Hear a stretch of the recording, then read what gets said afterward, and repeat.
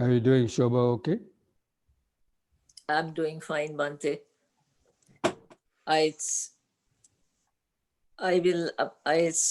still having problems with lengthening my breath, but I'll talk to you later about it. Okay. Yeah.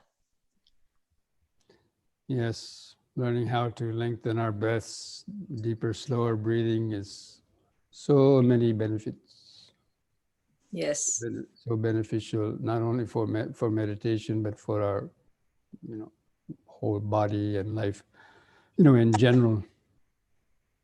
Yes. Helps to slow us down. Absolutely. Hello, Bhante. I hear a voice coming from Sao Paulo. Is that Artur? Yeah. São Paulo, Brasília. Tudo bem. Tudo bem?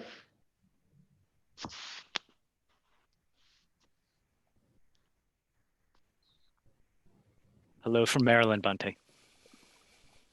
Maryland, that's just next door. I know.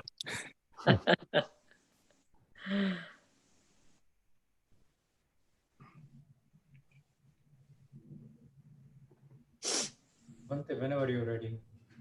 Okay, so we'll start with, for those who like, recite the Namo Tassa and the three refuges.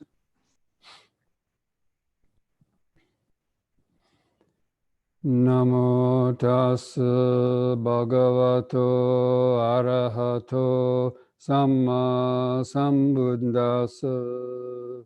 Namo Tassa Bhagavato Arahato Samma Sambuddhassa. Namo Tassa Bhagavato Arahato Samma Sambuddhassa. Buddhang saranang gacchami, Dhammang saranang gacchami, Sanghang saranang gacchami, Dutiyampi Buddhang saranang gacchami, Dutiyampi Dhammang saranang gacchami, Dutiyampi Sanghang saranang gacchami, Tatiyampi Buddhang saranang gacchami, Tatiyampi Dhammang saranang gacchami, Tatiyampi Sanghang saranang gacchami.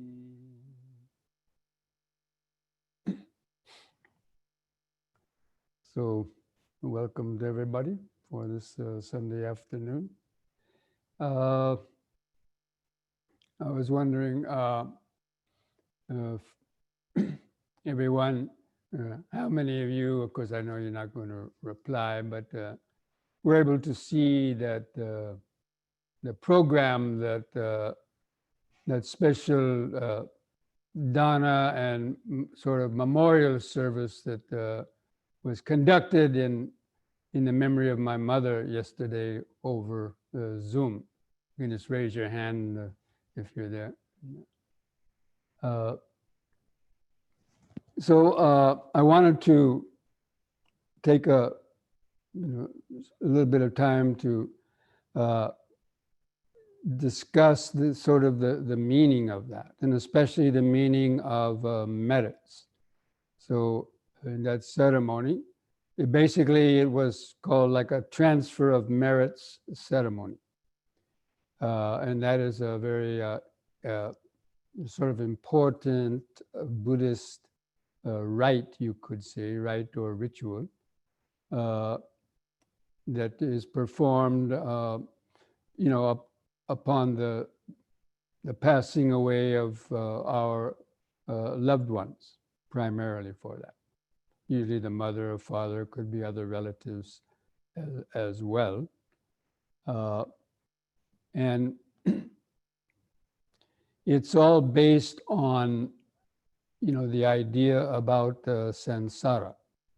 And I know I've covered the topic of samsara before, but just as a little to go over it again, because you could say it's the underlying foundation of the practice of Dhamma, especially on the deeper level. A lot of people treat meditation as just something they do to calm their mind or to overcome, whatever difficulties and problems they have.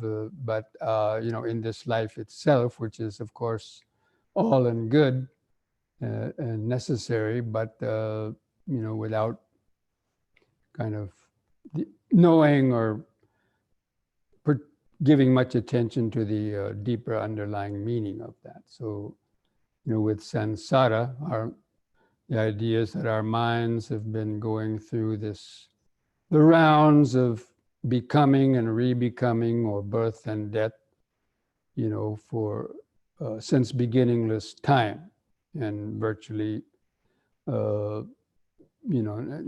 scientists are saying that the age of the universe is even trillions of years. Before the Earth, the age of the Earth was, they're saying is maybe 5 or 7 billion years old, but the age of the universe, they're saying is maybe trillions of years old. So, that's quite a long time. But anyway, so in the course of that time, these minds undergoing birth and death in various realms, we've been interconnected with, virtually, everyone else. That means we've been reborn and reborn, being related to or having some kind of met in some form or another to, every living being. And there were some sutras that we went over a little while ago that where the Buddha was mentioning that he said that if, you took all the grains of sand, on all the beaches or on the whole Ganges River and placed them side by side, they would each one represent one life. All those grains of sand would have been used up before the number of lifetimes that we've had been counted. So anyway, the idea is that, we've all been each other's mother, father, brother, sister, friend, enemy, and stranger in the past. Now, whether you believe it or not, anyway, it's an idea that, fosters the metta. And so the respecting the parents in each of those lifetimes actually is seen as just a passing sojourn in the process of evolution and of the process to liberation.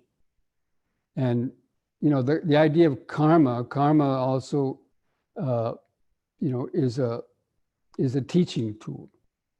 And so anyway, each lifetime is the purpose of the life would be to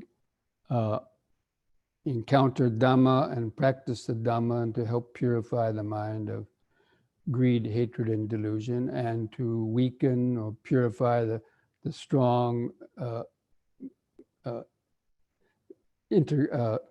internet of the mind, of the web, the karmic web that we've created with all of its actions or reactions. And we've talked about karma a lot, so I'm not going to repeat that. But so,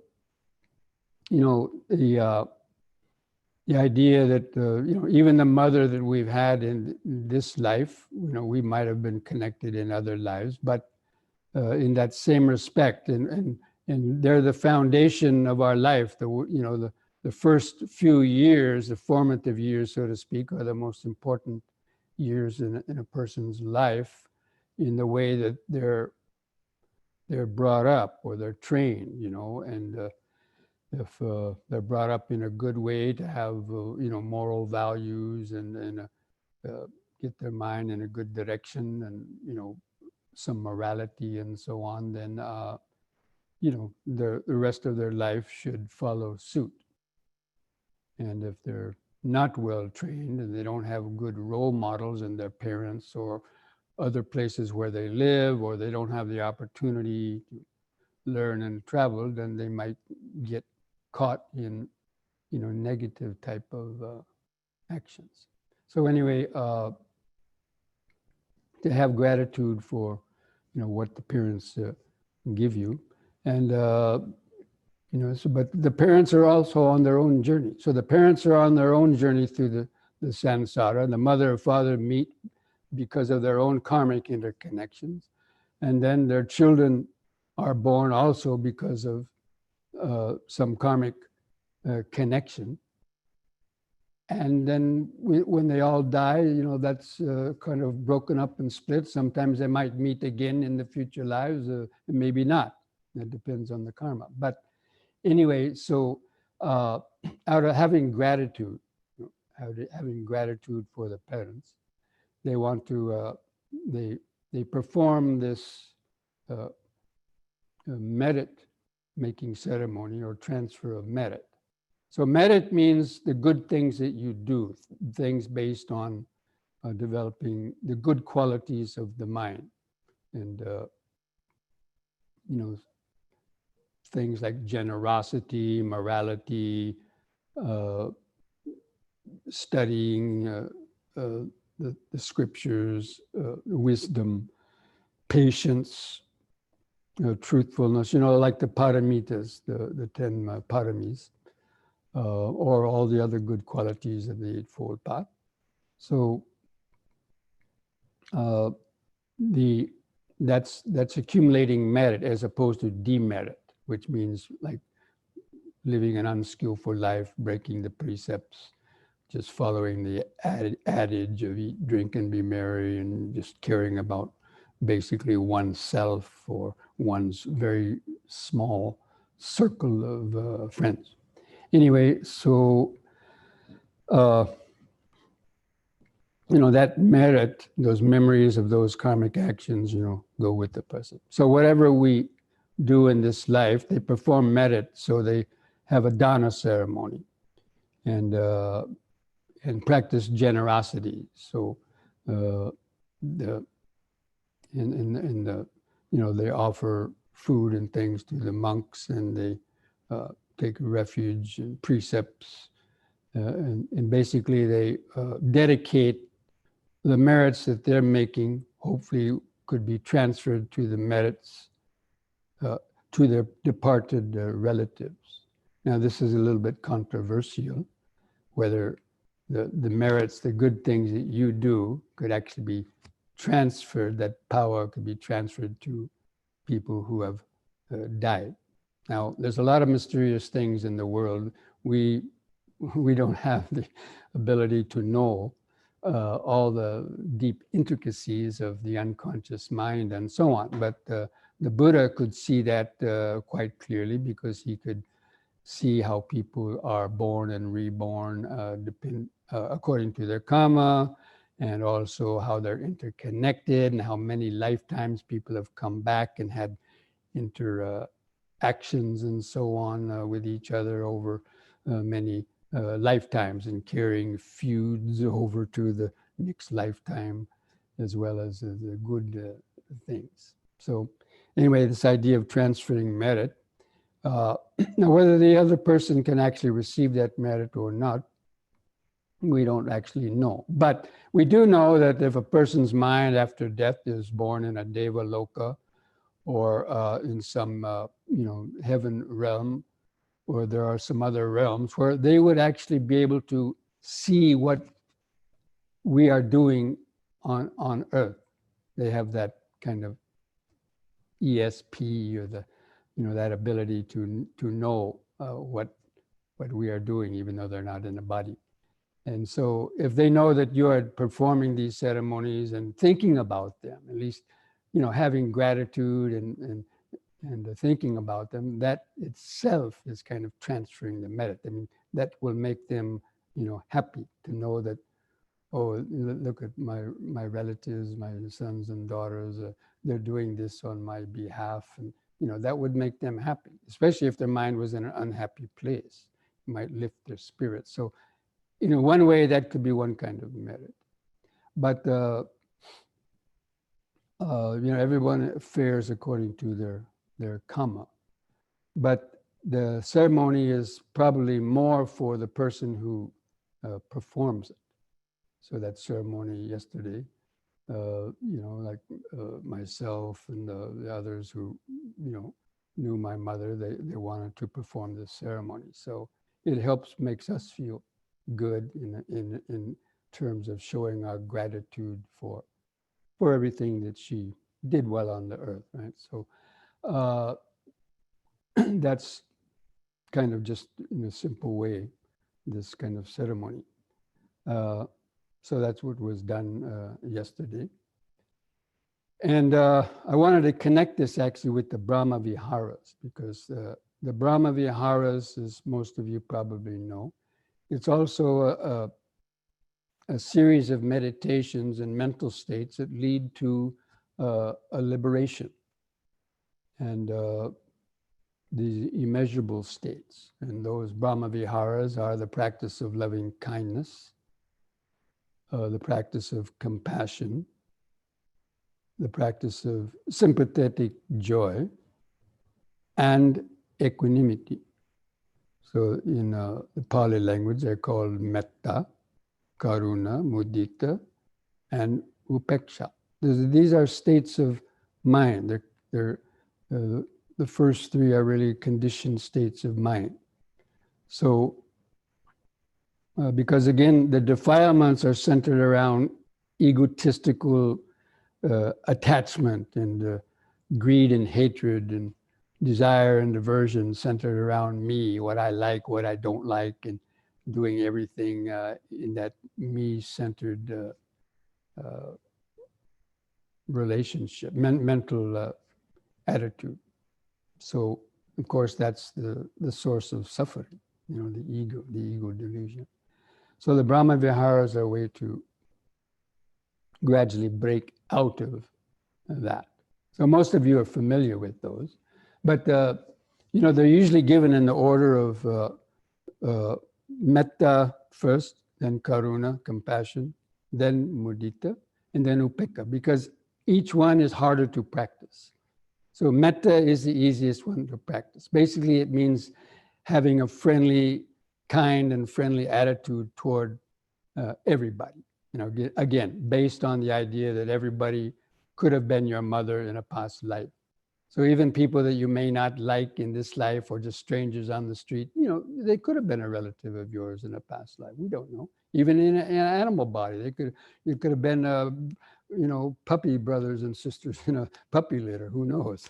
We could have suckled our mothers of puppy, udders and got milk. So anyway, so this idea that so we should have the same kindness that our mother in this life, that we would regard our mother in this life, we should try to foster that same attitude toward others around us. Because it helps to it's an antidote basically for ill will and hatred toward other people generally. So, in which there's too much of that in the world, whether it's based on ideological differences or just because somebody hurt you or wronged you, we hold these memories. So anyway, so metta, we practice that, and that's what the idea of sending out thoughts, may all beings be well and happy, free from suffering, and so on. And we try to exhibit that in our physical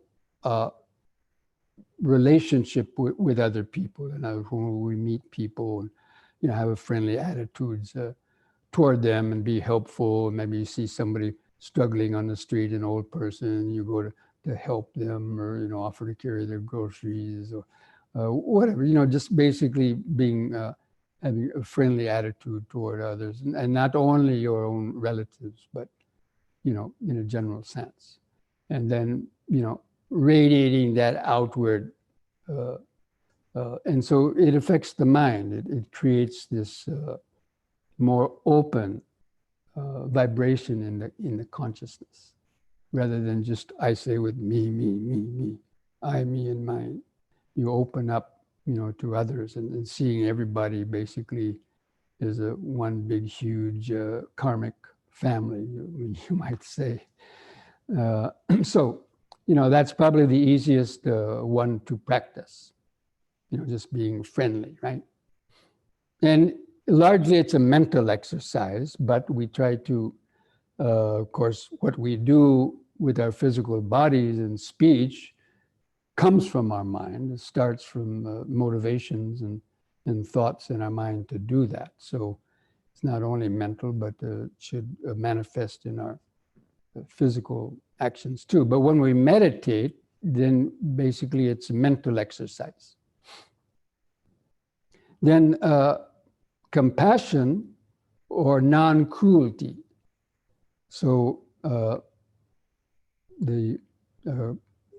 you know, karuna is called compassion, but means non-cruelty. And it's a thought that not to be cruel to others and feeling the pain of others' suffering. So when you see somebody suffering, you can kind of relate to that, have sympathy to that, and try to help them if you can, you know. So like, let's say if you see a little puppy or a kitten struggling outside and abandoned and, you know, crying, then you might try to comfort it a little bit.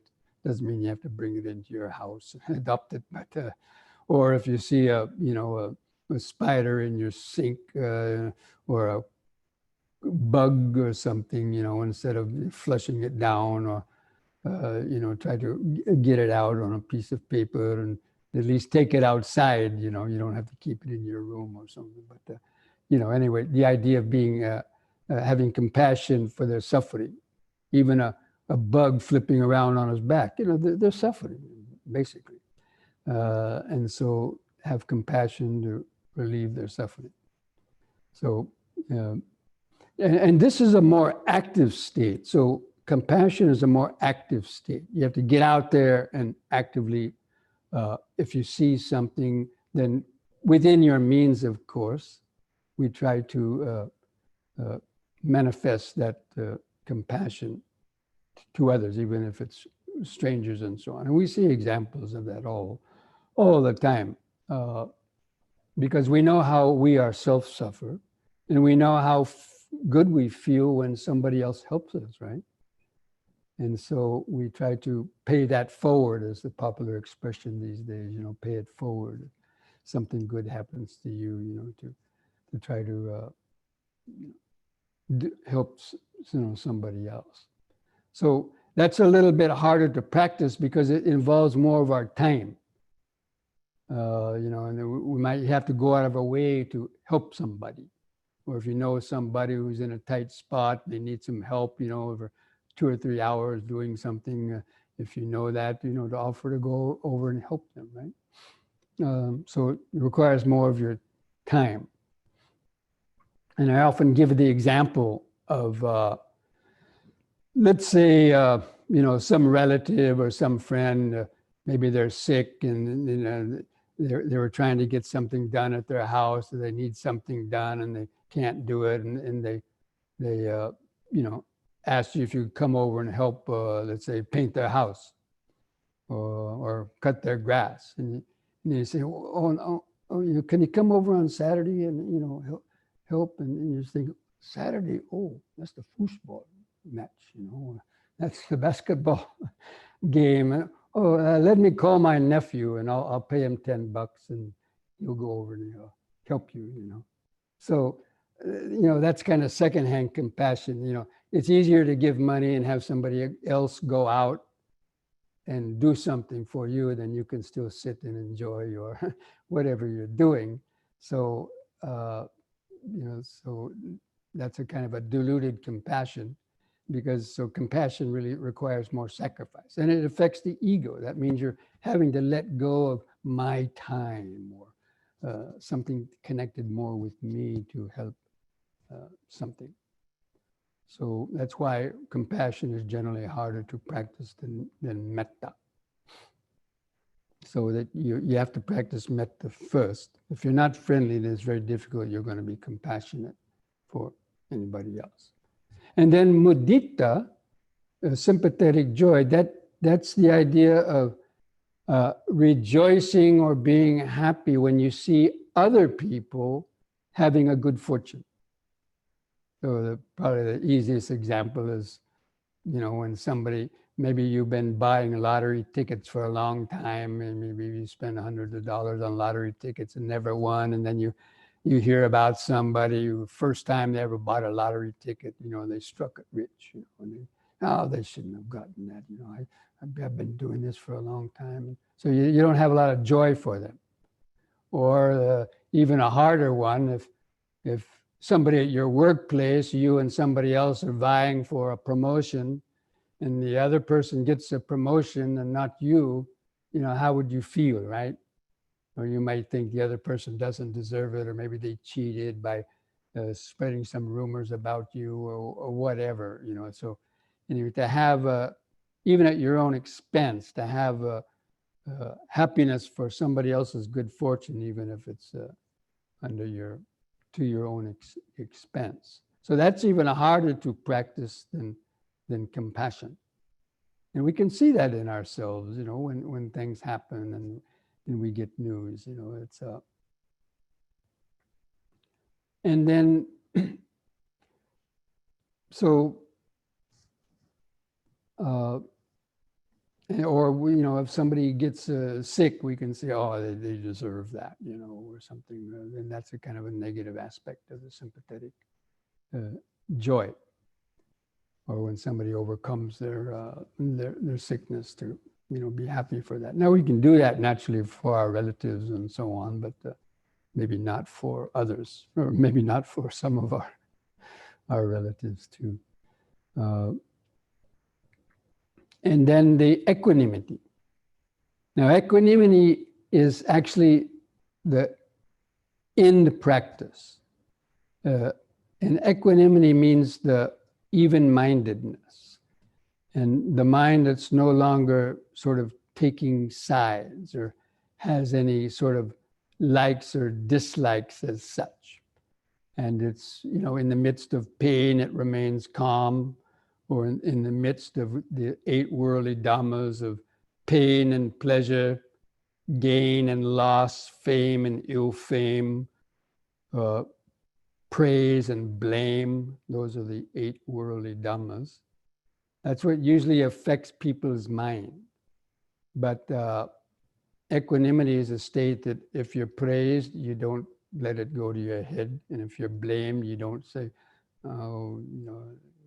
you feel bad if somebody blames you, because there's always going to be somebody who blames you. People even blame the Buddha and so on.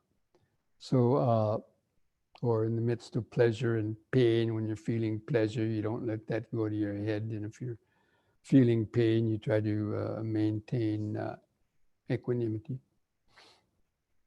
So that's a more pure state of mind, even to the point, actually equanimity, pure equanimity only comes when you've reached the 4th jhana, or when you've reached the end of the process of insight meditation, where you reach that level of equanimity of formations just before the experience of nibbana or liberation.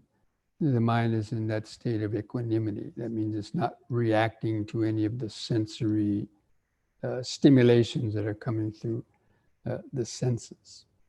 So equanimity actually is something you can't really practice. it's an end result of our whole Dhamma practice. So what we practice is mindfulness in restraining our reactions and applying the right efforts to, overcome negative thoughts and so on. So a lot of times when people say they're practicing equanimity, they're really just practicing mindfulness and restraint and, letting go of their reactions.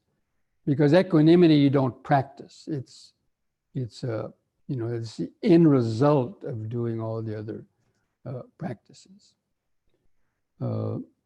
So in that way too, so these Brahma Viharas, we can reflect on that even, with the, the state of the world, and also with our health, our own health, as well as the health and situations of our loved ones. So by, practicing metta, when sending out metta, may all beings be well and happy, or your loved ones are in the hospital, you send them, this kind of, may you be well and peaceful, and send them these good thoughts. And then you can practice compassion by going actually over to help them, especially in their old age, to visit the parents, to help them out on any chores, in any way that you can. So you practice active compassion in that way. And then even with the sympathetic joy, if they happen to overcome particular illness, then you feel joy from that. And like in my mom's case, actually, okay, she passed away, right?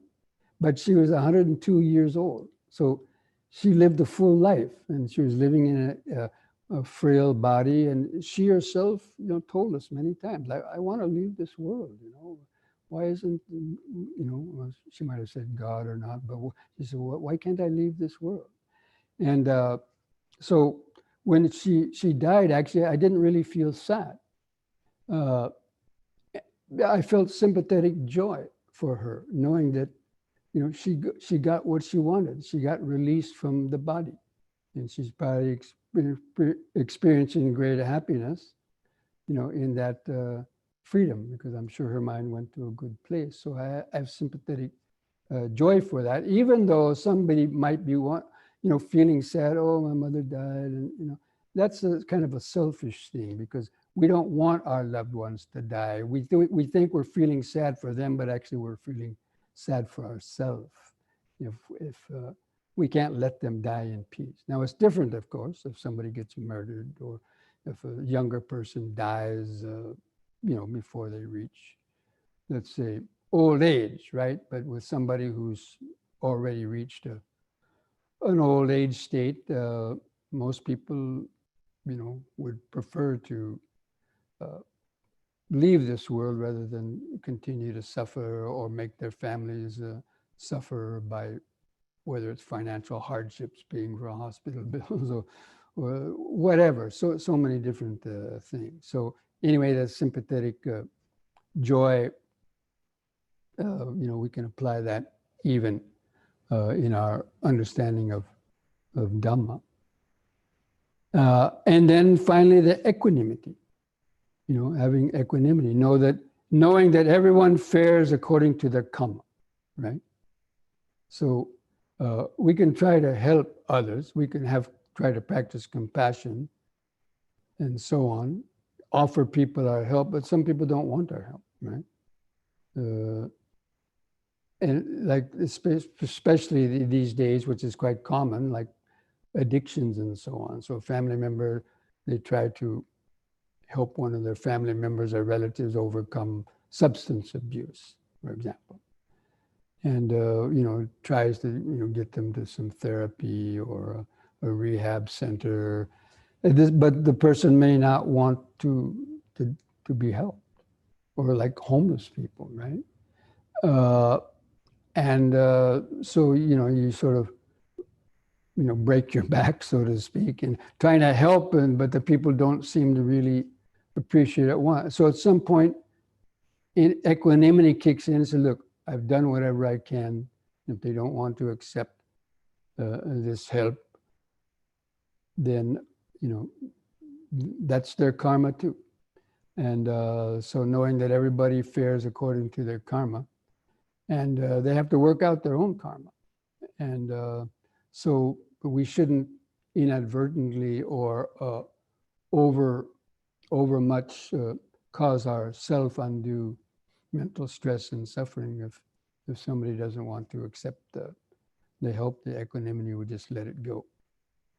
And so on. Now, some people might say, well, that sounds cruel, but if you've ever been in those shoes, especially with people that don't have gratitude or don't seem to, want to accept the help that you're giving, then, everybody has a certain limit that they can reach in doing that. But so equanimity says that, really there's no one to control everything. And we do whatever we can, but at a certain point, we also have to let go of that strong opinions or attachments to our ideas. And in the end, ultimately, that equanimity is even letting go of, I want this and I don't want that, the equanimity of the ego consciousness. So that's the way that the Brahma Viharas can be used as a gradual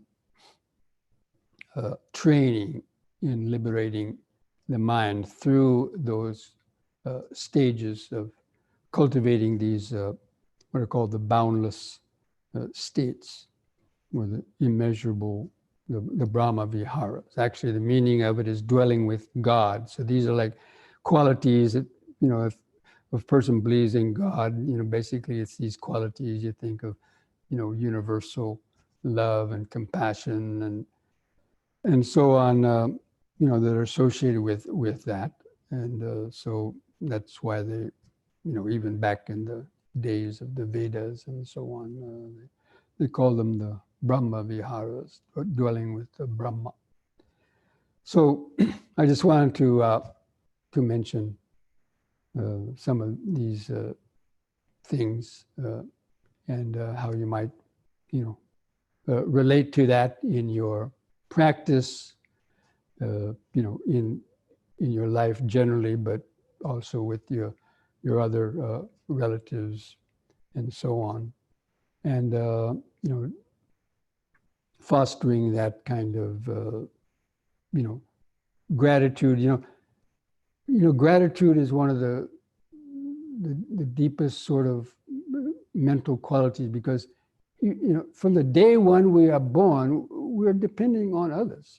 Everything we've depended on others, especially as a child. Until you leave the household, you're most totally dependent on the parents, and then even then you're dependent on teachers. You're dependent on the faculty staff to grant you your PhD. You're dependent on employers to hire you. You're dependent on so many.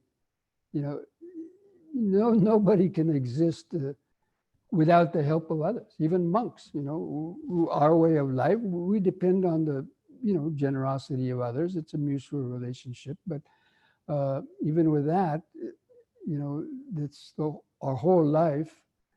We have this, we're always being helped by others in one way or another. So to have that gratitude for it and to exhibit those qualities of metta and loving kindness, compassion, sympathetic joy, and equanimity toward the whole world.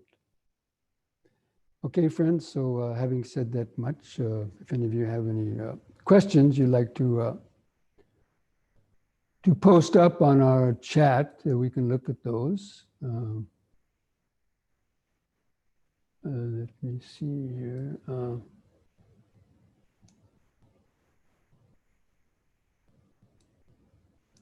This first one. Is the merit of compassionate acts diluted by being partially motivated by self-interest? That is a thought. This is good for my practice and will help lead to my awakening. If so, what should we do about those thoughts? do them anyway. If it's something good, if it's along the lines, if it concurs with right thought, right view, right speech, right action, right effort, mindfulness, do that. Sure, in the beginning, we have to force ourselves to do these things. And if there's the idea that there's going to be some benefit, that's why we do it, right? I mean, we practice meditation with the hope that by meditating, I might overcome my neurosis or whatever, or might attain spiritual enlightenment. It's a motivation to get you started. And I gave the example of myself in my first retreat, back in Nepal so many years ago, that we used to have to sit at night to meditate, and I used to force myself to sit longer so I could be seen as the one sitting the longest at night before going to bed, sort of, I call it king on the cushion. So the ego was there, I saw that, but it helped me to sit for an hour or longer in the lotus position. So even though there was ego there, it helped me. I mean, that ego didn't do anything wrong in terms of breaking precepts and so on, but it's a motivation for you to push your envelope to practice. Or I would deliberately try to stand at the back of the chow line, so hoping that the chow would be finished, other people would get seconds, and then there wouldn't be much food for me. So I wanted to be known or seen as that. So I was playing that game, and then finally I gave it up. Finally, I practiced equanimity, and I said, look, I'm just going to fall in line where the line starts. Don't deliberately try to be the last person. And don't out of greed try to get ahead of others, but just walk slowly, and whatever your line, join the line and go. So, there's going to be a lot of games our mind plays, but the main criterion is that if it doesn't cause you to break any of the precepts or to, practice any of those kind of wrong thoughts and actions and so on, then, it should be all right. So, helping others out of compassion, is okay, even if there's, some idea that you're going to get something out of it. It's, it's better than not doing anything. Let's put it that way. But, you can examine those thoughts and try to see what the motivation is in those thoughts. And by doing so, you might see something underneath that may be not so cool. And then you can adjust accordingly if you need to. But, the ego is always going to be there until the very end. The ego is the very last thing to go out of the mind. Greed and hatred will go first. Ego is still there. Even the anagami, who's so close to enlightenment already, they still have that subtle mana of thinking, oh, I'm a great meditator or something, or proud of their psychic power or something like that. But, that doesn't cause them to do any kind of demerit.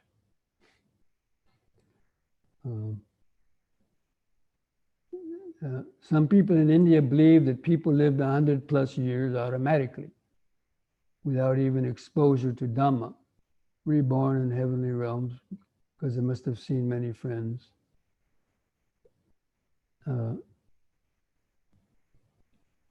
It teaches them impermanence and suffering. Does this actually provide wisdom and insight? Are there any suttas, Jataka stories collaborating this? What is your opinion on this?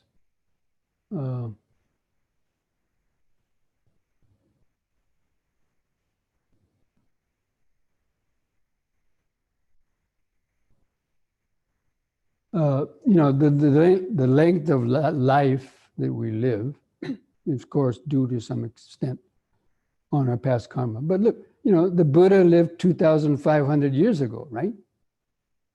And he died at the age of 80, right?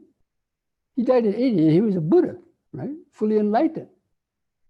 and had, you could say perfect karma his whole life. He died at 80 years old. And Ananda, his attendant, his cousin, lived to be 120 years old. And other people probably lived longer, and people who didn't have such good karma. So it's very difficult to know,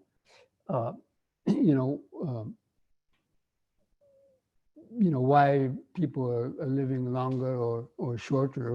Of course, the Buddha did say if he wanted to, he could have sort of forced his mental continuum to live longer in that life. But he didn't want to appear to be sort of super normal, right? So he wanted to kind of give the idea that he was, mortal like everybody else. And so he said, my mission is accomplished. He had equanimity, right? So he had attained that fourth stage of equanimity. He had metta, he had karuna, he had mudita. And in the end, he said, look, I've established the Sangha. We've got hundreds and thousands of Arya Pugalas. That means people who've reached those four stages of enlightenment. We have the monks, we have the bhikkhunis, we have laymen, we have lay women disciples following the Dhamma. I've done what I came to do. And so he had that equanimity about whether living longer or not, and his body was getting older and decrepit and didn't want to be a burden on others. So he practiced that equanimity and didn't cling to his life. So, and living a long life doesn't necessarily mean, it's to some extent, yes, it's due to past good karma, but you could also have some bad karma currently that you're practicing, even because, as I mentioned before in the talks on karma, in our unconscious mind, we have a mixture of good and bad, dark and light states of mind and memories that we've accumulated over many lifetimes. And they can manifest kind of at the same time. As we saw that, it takes good karma to be born as a human being, but some of the bad karma you brought with you caused you to have a difficult human life, like poor health or other difficulties and so on. So,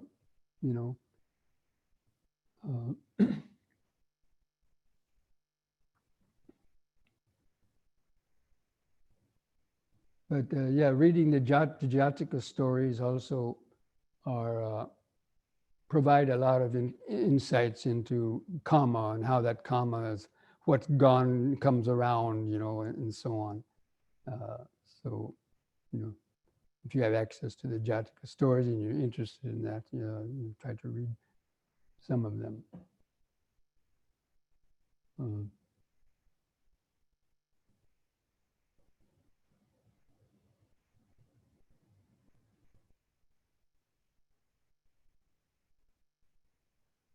Are the Brahma Vihara meditations considered samatha tranquility meditation? Yes, normally they're considered that you can attain the states of the 1 through the 4th jhana through the practice. It is said that with metta you can attain the 1st jhana, and then with the 3rd and 4th jhana, when you're developing equanimity, then you are,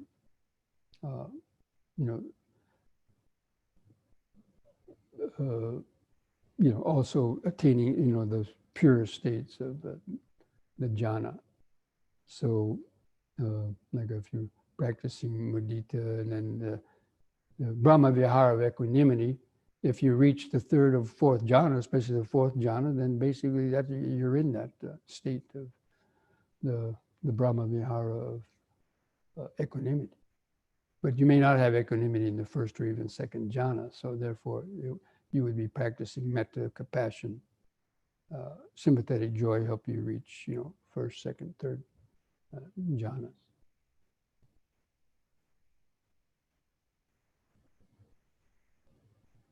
So once we get a grasp of the Brahma Vihara, how do we transition from samatha to insight meditation? Well, once we've reached that tranquility of the Brahma Viharas and the jhana, not to get stuck there. And the criterion is you have to develop insight. So you can contemplate these Brahma Viharas and say, well, you know, these are conditioned states, you know. I use thinking to reach these states, you know, and they're also impermanent. Just like you would use the jhana factors of other types of jhanic attainments to see how those jhana factors of applied sustained thought, piti sukha, how they're conditioned, and to develop insight into impermanence based on those. But main thing is to not let the mind get too far out there, kind of bring it back in, center it in the body, and then use that strength of the jhana to stay there in the present moment, and then you know, opening up to the impermanence and see how quickly things are just arising and vanishing, because the mind is no longer holding on to any particular one in the state of jhana, except maybe your meditation object, but you know, you let go of that meditation object and try to open back up, and then seeing the impermanence, and as things are arising and vanishing, then that equanimity helps you not to react to any of these things that are arising and vanishing. And then the sense of self starts getting weaker and weaker and starts to fade away, because as I mentioned so many times, the sense of self is directly in proportion to how much identification and attachment that you're having to any particular experience. And even the experience of a jhana, if you're attached to that, that means the ego has got some subtle attachment to that, you know, to the piti, the sukha of that. But in the insight meditation, in the perception of impermanence, the mind doesn't have time to even attach to that, and you're not experiencing that same kind of joy that you are getting in the jhana. It's a different type of joy. It's a joy of insight, but it's not clinging to anything. And then, you know, ultimately, it's the sense of the I, the self, the I, me, mind consciousness that's fading away and then gradually being transcended. Now you can do that, you know, in a jhana temporarily. The ego can also get transcended, but it comes back. When you come out of the jhana, it comes back. Where when it comes back through the practice of insight, it's been fundamentally weakened a little bit, where in the sense of the jhana, it didn't get fundamentally weakened because there wasn't the insight into no self there. But through the whole practice of vipassana, the main focus of vipassana is no self, impermanence and no self. So that's being cultivated, that underlying wisdom is being cultivated. And so when you experience that transcendence through the vipassana, like in the stream entry experience, you know, that fundamentally changes the superstructure, substructure of the ego consciousness, at least to a little bit. And then, of course, it continues to be weakened in the subsequent, every time you get deep insights in the subsequent stages.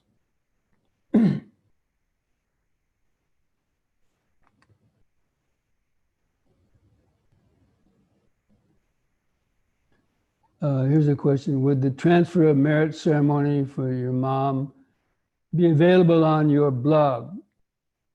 Actually, I was going to mention that. Yeah, it was recorded by the people who hosted that, the temple in California. And they did record it, and they'll make it available at some point. It might take, you know, some days. That they may edit it because there was, you know, an hour during lunch that it was being recorded, but nothing was happening there. So you might need a little bit of editing.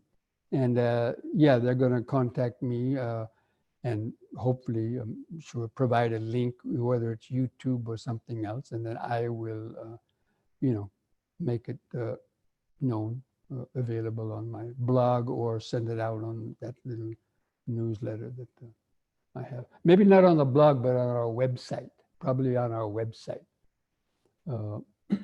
That would put that on there. But, I would let people know when that happens.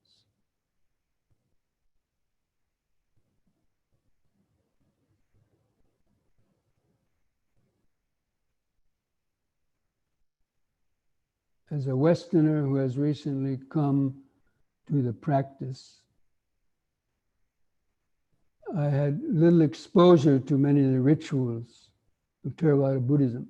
Yesterday's ceremony was a wonderful experience, but I wish to understand the Pali chanting on the virtues of the Buddha. In these isolated days, what resources should we seek out to learn and understand the port of rituals, Theravada Buddhism?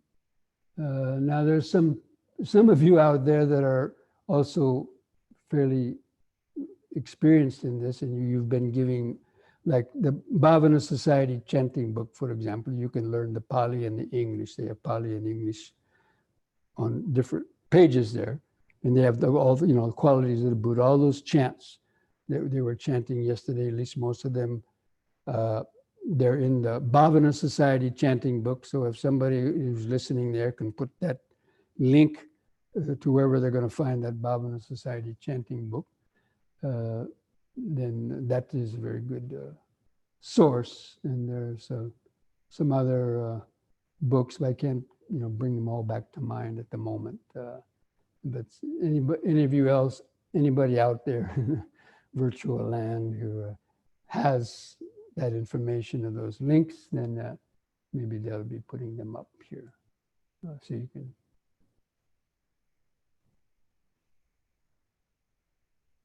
If someone suffers from trauma, gets too much memories of fears, when they close the eyes, is there any advice you can help them focus on the body sensations?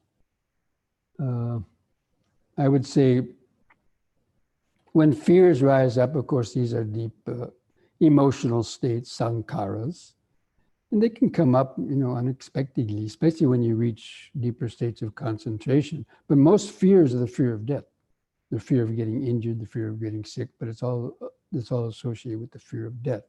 And the ego. The ego is very tightly bound up with fear. So, even to intellectually understand that and contemplate, try to feel, where is this fear seem to be manifesting in the body somewhere? Where is it tight or heat, or see if you can figure out maybe what is the source of this fear. And then you contemplate the source of that fear also as being impermanent and so on. And you kind of trace it back. Let's say, okay, it's a fear of dark, and maybe you got attacked in a dark someplace in the past, or it could come from a past life. We don't know. You may not be able to know that, but could assume it is. But basically every fear is going to be a memory of something that happened in the past that a present experience triggers that off. It could be just a similar type of experience could trigger off these unconscious memories. And to observe and to know it's fear, and be aware of fears arising, and try to relax around it, and see it as just a mind bubble, and seeing the body reactions to it, and trying to maintain enough equanimity to it. And without feeding it, you'll see it rises up and it'll dissipate, because these emotions only stick in our mind when we feed them with more fear or more anger or more ego. That's the way they get fed. When you don't feed them, they gradually wither away. But deep breathing is one of my favorites, of course. Metta practice could help. It depends on what the situation is. If it's fear of a person, a particular person, then of course metta practice might be more effective. But if it's fear of, let's say, being in a high place, or fear of the dark, or something else, then maybe it's deep breathing and learning how to come back and recenter, feel your feet pressing the ground, and just know that all fears are created in the mind. Everything is arising in the mind. The only thing that is real is your feet pressing the floor, or your breath going in and out. And try to just stay with that until this fear dissipates.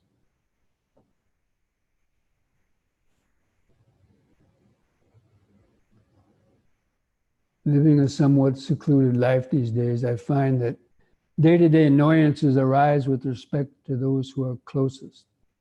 This is unsettling, given my effort to be rid of hindrances and fetters. Of course, I would prefer to feel mostly goodwill towards the closest.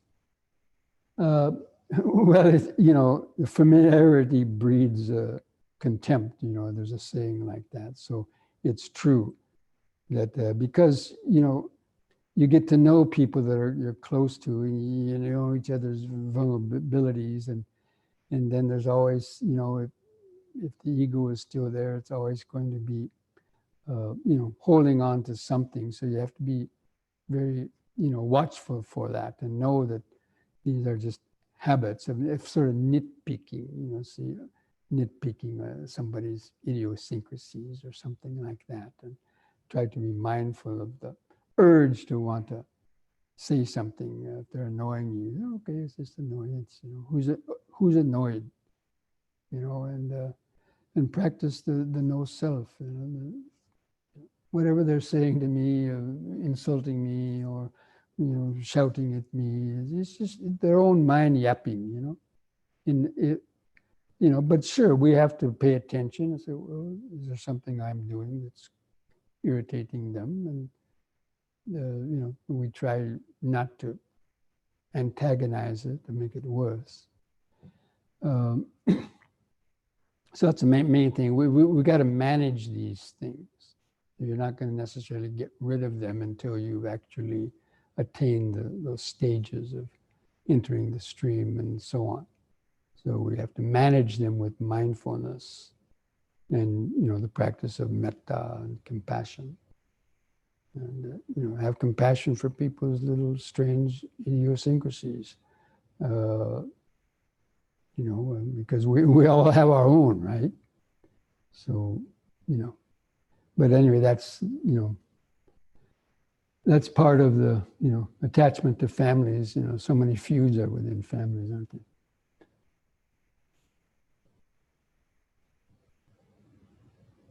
And part of that is for, to work on ourselves. We're put in the situations where people push our buttons for a purpose, right? And the purpose is to be able to watch our reactions and use the Dhamma in a skillful way to try to overcome them. Okay, friends, I think we'll bring this discussion to an end because we want to get on to our meditation practice before it gets too late for our friends over in Europe and other places. Isn't that right, Gabriella? So we'll thank you for those questions. They were good questions. And so we'll take a few minutes break, come back, and then do a few stretches and then have our meditation. Okay? So we'll see you back here in a few minutes.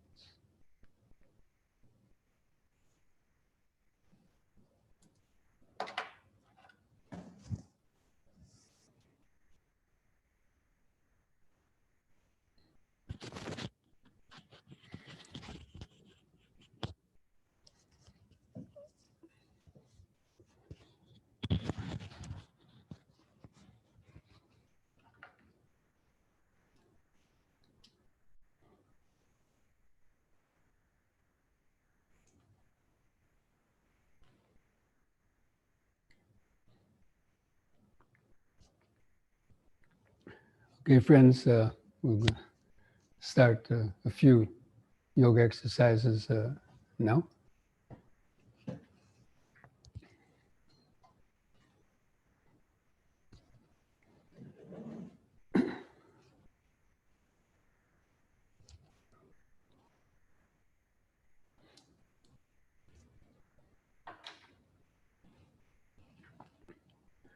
To stand straight, feel your feet pressing the floor. Just gently close your eyes, just feel the weight of the arms and hands hanging down from the shoulders.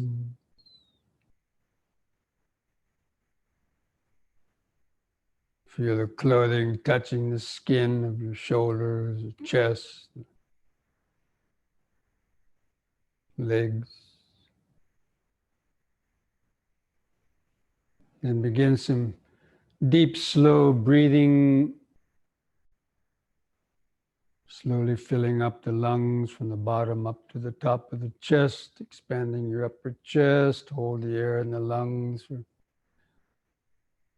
3 or 4 seconds if you can. And feel the relaxing contractions of the out breath, following the out breath down to the in for the last bit of air going out. And the next in breath, expanding in breath.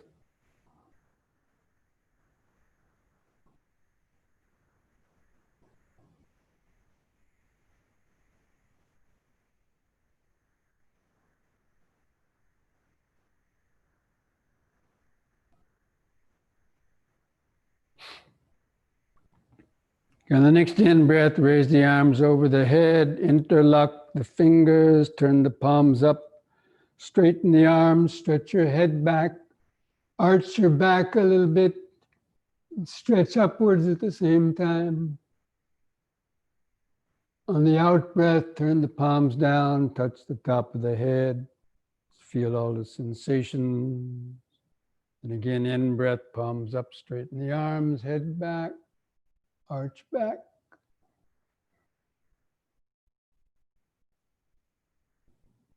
Out breath, touch the head. And the third time, hold that upward stretch longer.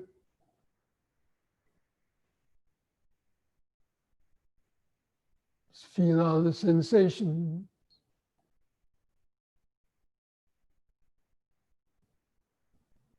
Release the fingers on the out breath, arms back to the sides. Just relax, gently close the eyes. Try to feel the whole body, the increased sensations.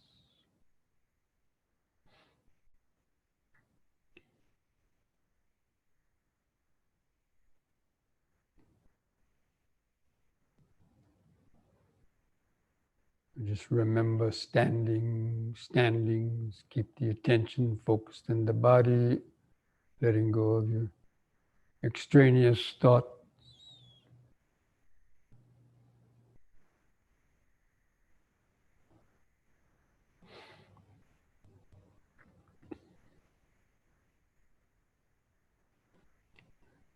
And the next in breath, push up on the toes and raise the arms up over the head like this, facing the palms toward each other and stretch upwards. Out breath, back down, heels to the floor, arms to the sides. Use the breathing to help lift and lower the body. On the in breath, like blowing up a helium balloon, the body rises up. Stretch. Out breath, letting out the helium, the balloon comes back down.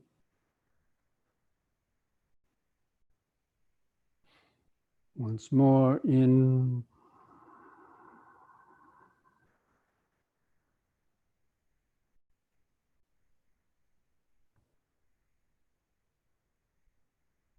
Out.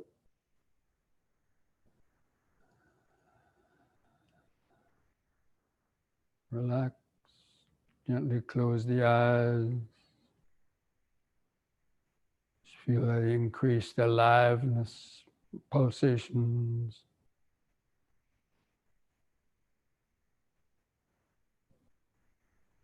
Prickling sensation, aches or pains. Some aches or pains are good, actually. They show you that the body is stiff and the blood's trying to penetrate the dense muscle tissue.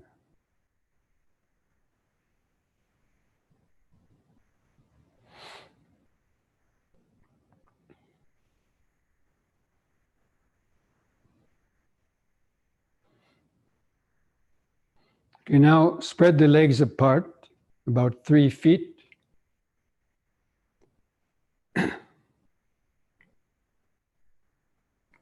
And then place the hands at the chest. It's an exercise for the knees and the hips, so be careful with it. On the in-breath, raise the hands over the head. On the out-breath, lower the hands to the chest and then bend the knees, lowering the body down. Try to keep the torso upright, coming down as far as you comfortably can. On the in-breath, the strength of your leg muscles, push the body all the way back up, hands over the head. Again, out-breath.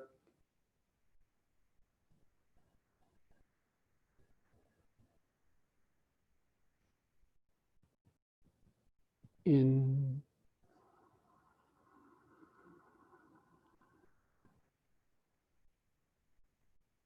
Out.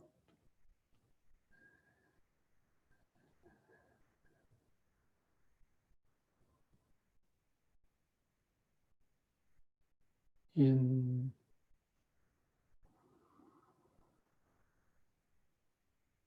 The out breath, arms back to the sides, relax. Just close the eyes. Try to mentally feel the whole body. Pulsating, vibrating.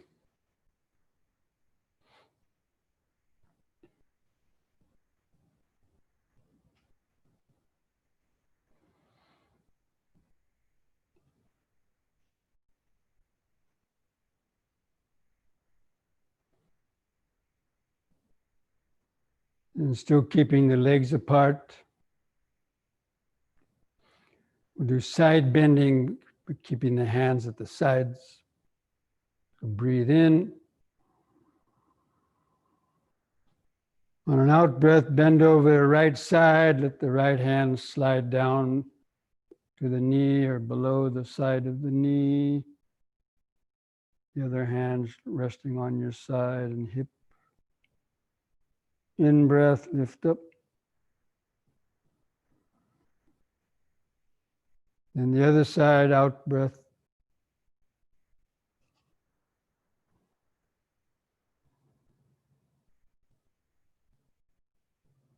In breath.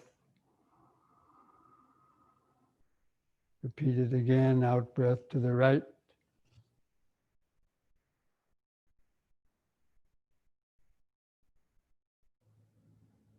In. Out.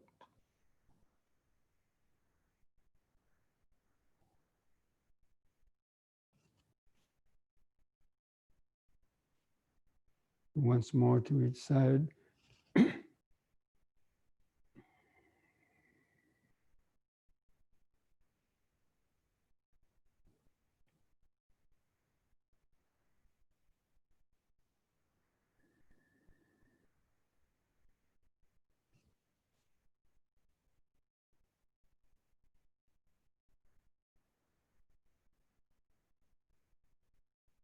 Just relax.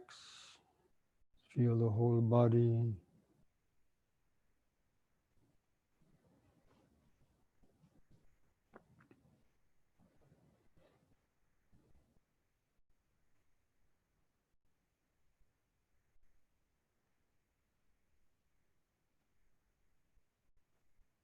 And next we'll do forward and backward bending. When you come up from a back bend, you have to be careful. There could be a rush of energy coming up the spine that could cause the body to shake a little bit or feel like you're going to pass out, so just don't bend back too far the first time. Keep the hands touching the front of your legs. Breathe in. On the out breath, bend forward. Keep the head up, looking out straight ahead. Let the hands come down to your knees. The first time, try to make the back flat like a tabletop, so you can balance a full cup of tea without spilling it. Feel the stretch in the back of the legs. The in-breath, lift up. And move the hands around under the buttocks for support. Gently let the head go back. On the out-breath, bend backwards, not too far. Gently keep the eyes open. On the in-breath, carefully lift back up. Be aware of any inner shaking. The next out-breath, again bend forward. The second time, try to let your hands come below the knees. Still keep the head up. Feel that extra stretch in the back of the legs.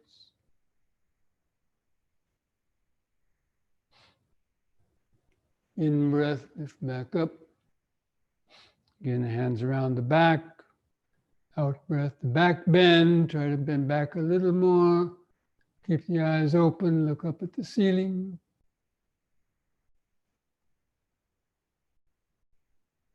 In breath, carefully lift up.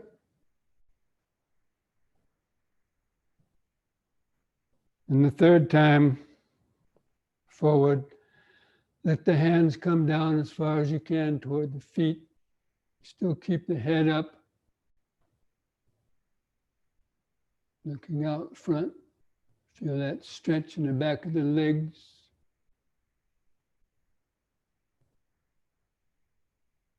Hold it a little longer.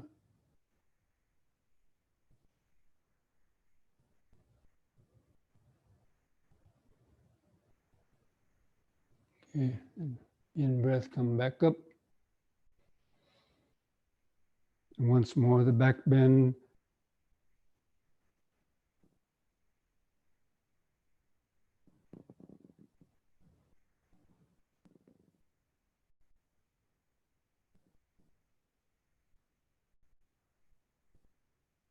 In breath, carefully come up.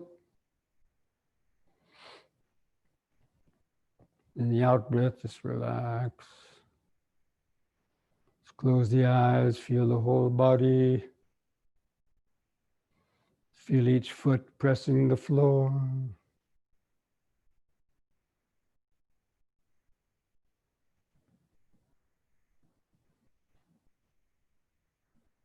Feel your hands and fingers touching the legs at the side.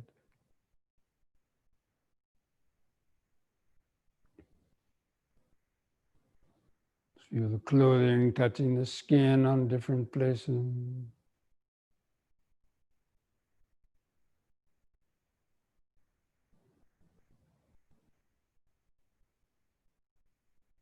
Feel the head balanced on top of the neck.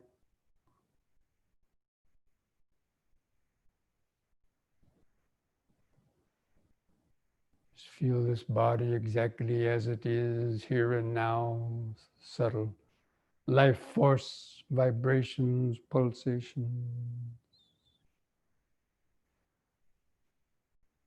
Being the natural, present moment awareness. It's connected to the body.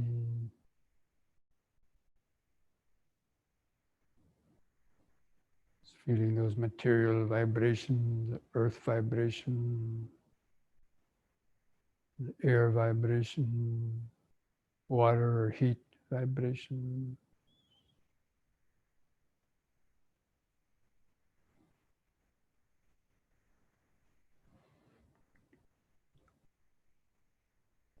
You now mindfully kind of bring the legs back together. We do one last exercise, the head turning. So the standing straight. On the in-breath, turn the head to the right as far as you comfortably can. Look over your right shoulder, turn your eyes to the right to look at some spot behind you. On the in-breath, turning the head 180 degrees back to the left, to look over the left shoulder.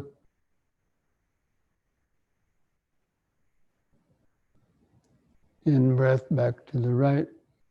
Concentrate into the neck vertebrae, imagining, feeling them loosening up. The blood like oiling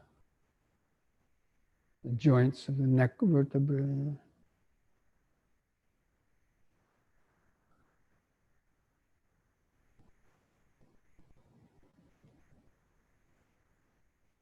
One more time to the right.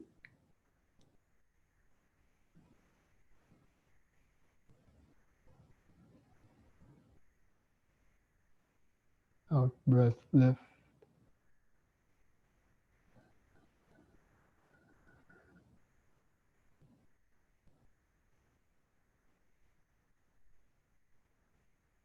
On the next in breath, let the head stop in the center, relax. Just mentally feel the whole body. Just remember, standing,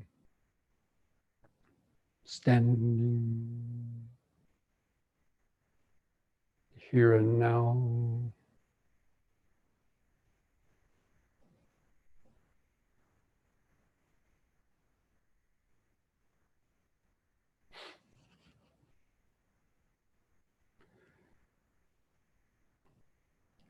Okay, now get ready for the meditation.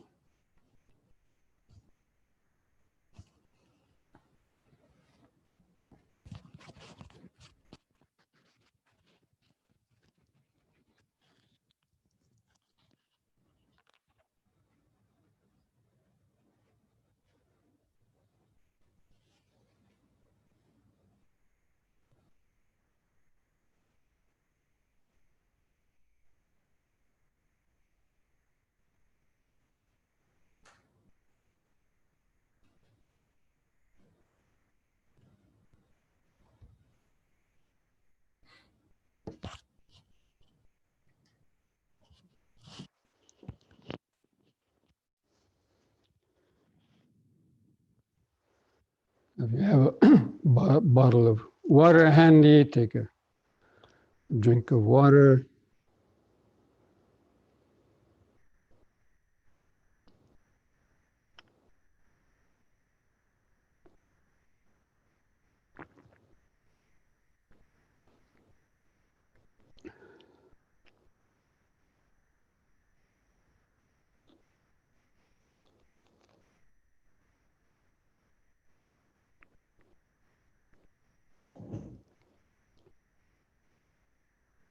So we'll have our meditation. So try to sit straight, keeping the back and the head in a straight line. If you're sitting in a chair, keep the feet flat on the floor. Try not to lean back on the chair. You gently close the eyes. First of all, just feel the weight of the body pressing the buttocks on the seat. Just feel that contact, that earth element, hardness, vibration. It's the vibration of something feeling hard, the earth element.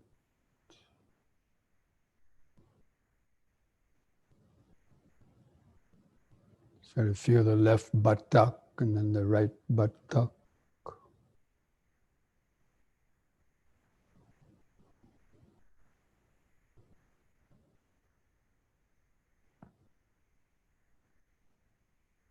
And then feel the way the legs are bent, your knees, and then down to your feet.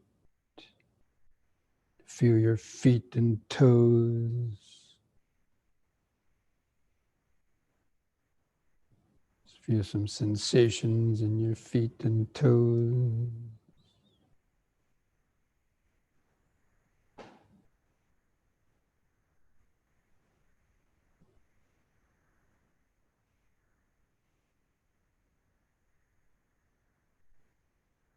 And moving the attention up to your hands and fingers.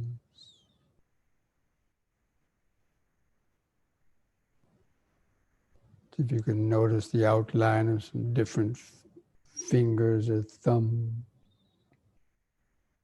Feel that subtle pulsation, life force vibration.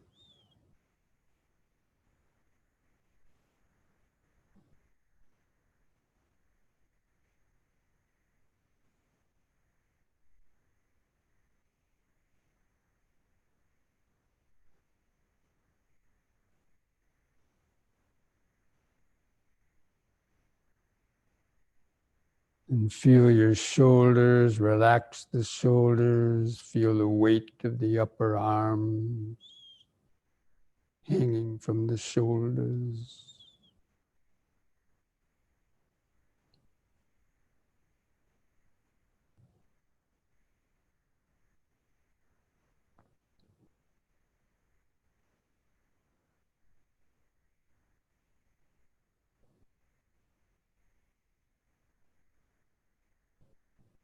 And feel the subtle touch of the clothing rubbing against the skin of your shoulders or chest.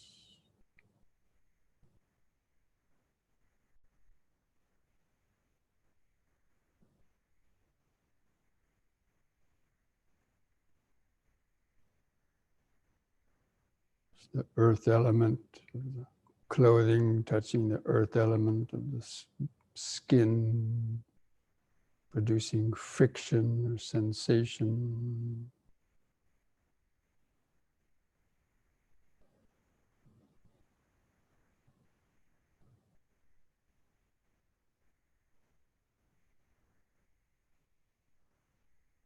Now feel your head balanced on top of the neck or spinal column.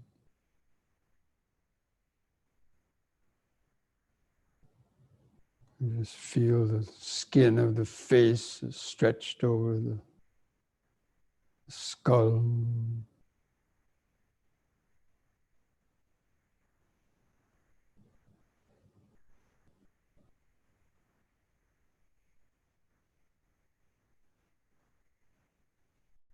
You feel the lips touching together, the upper lip touching the lower lip.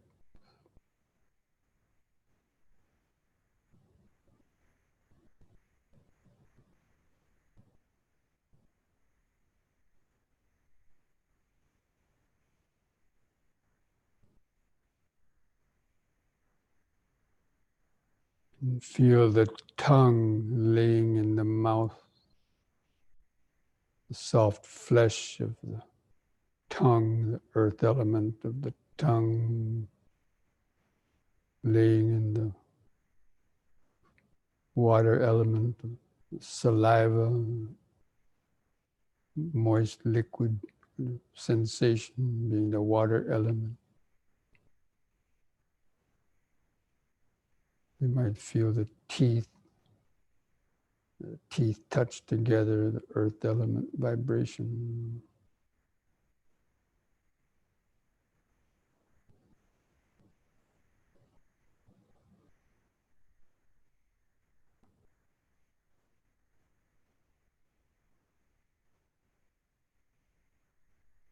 Then take a few deep, slow breaths. Try to feel the flow of air moving through the nostrils.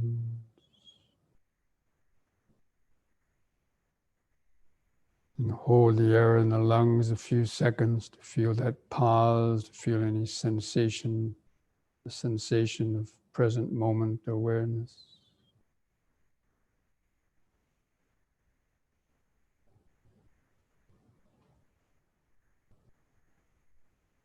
And feel the out breath.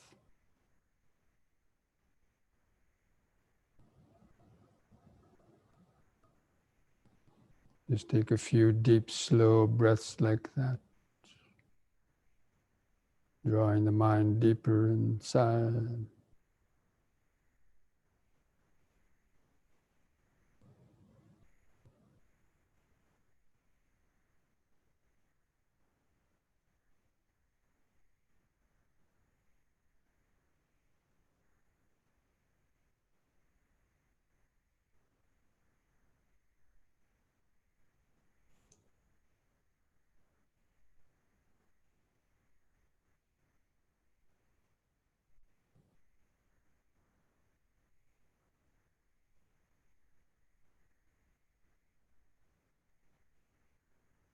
Now discontinue the deep, slow breathing, or if you like, you could continue it.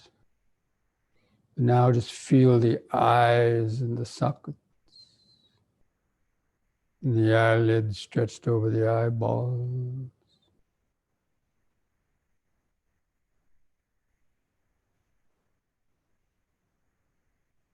You might see some color or light or patterns behind the eyelid, or darkness. Try to relax the eyes.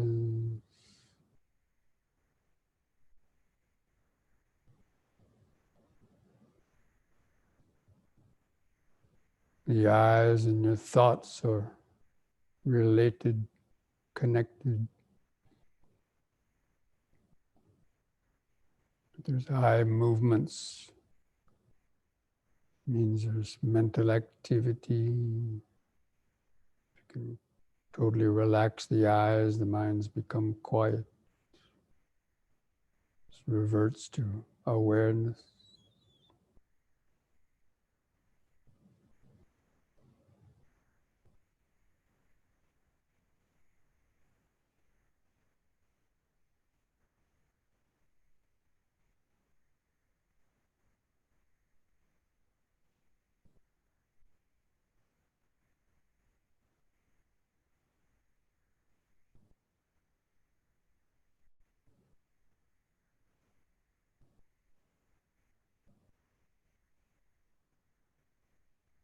And listen very closely and see if you can hear some inner sound, like the very subtle, shrill pitch, like electric wire.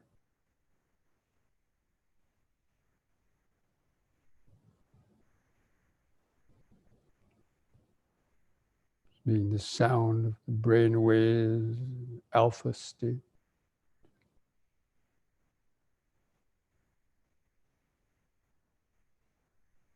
A state of mental relaxation.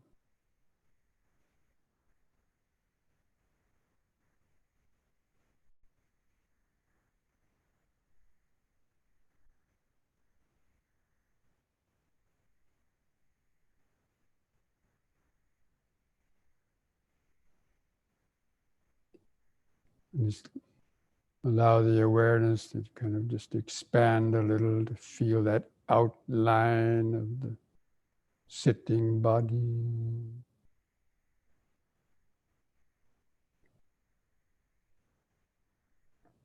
The general sense of the feet down below, the hands in the middle, the head on top,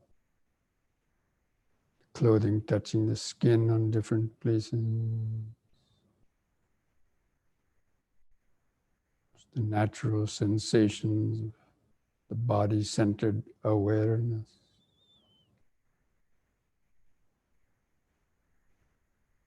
In the knowing faculty, consciousness.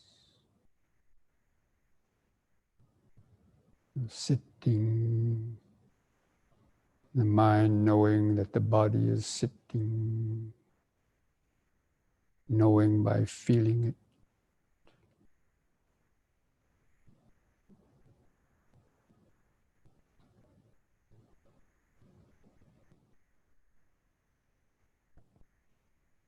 And again, take some more deep, slow breaths to feel that more dynamic, expanding and contracting movement of the breathing. After breathing in, hold the air in the lungs a few seconds. Feel that pause, the pause of the present moment.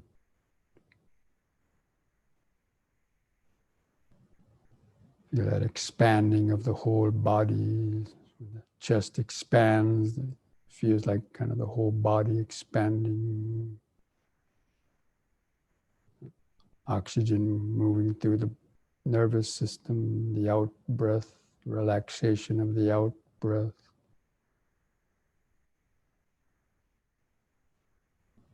Just try to continue that a few more breaths. Just cultivating this mindfulness. Breathing in, letting go of the past and future.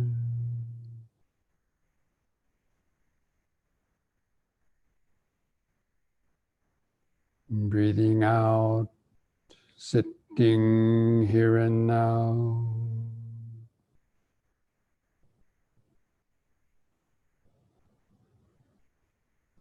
Breathing in, letting go of the past and future.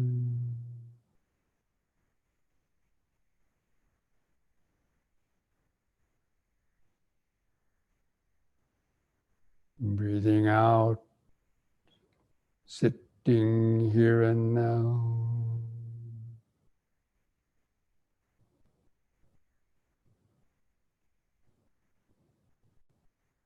So with each out breath, just allowing the body and mind to relax more and more into the present moment. Just letting the thoughts come and go in the back of the mind. Keeping the breathing body in the front of the awareness.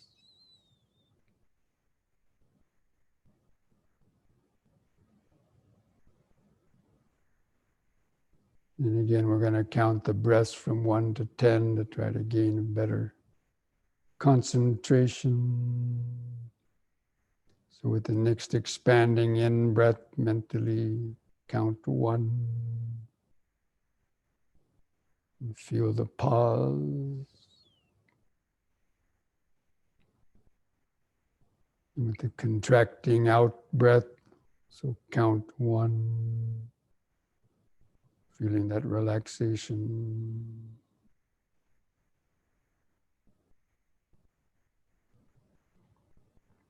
And next expanding in breath 2.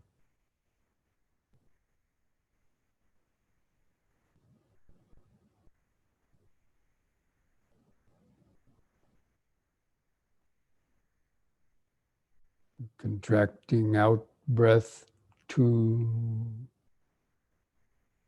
Just feel the last bit of air going out of the lungs. And feel that brief pause. And the next incoming breath 3.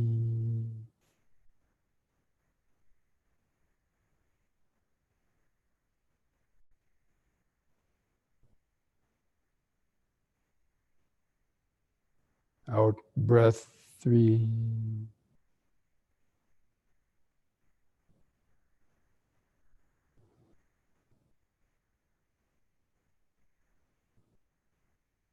In breath 4.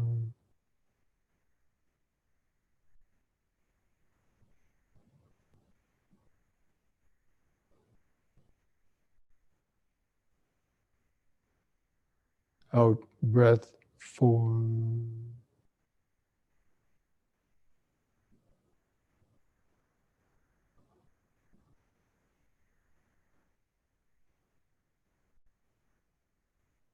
In breath 5.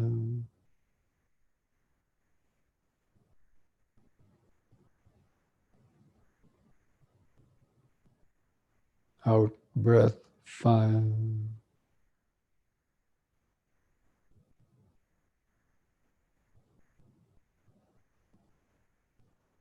In breath 6.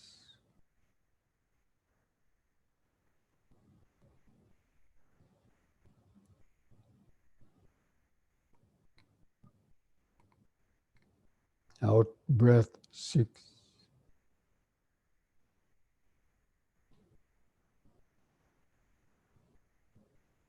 In breath 7.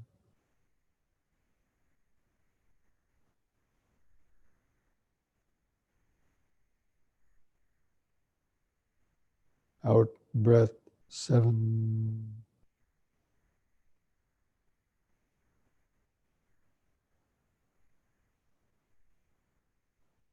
In breath 8.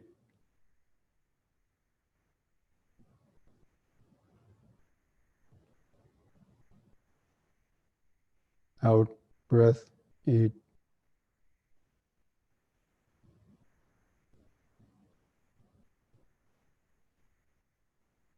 In breath 9.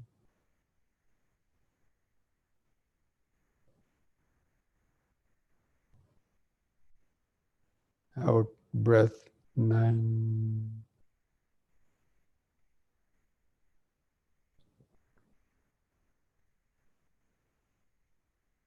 In breath 10.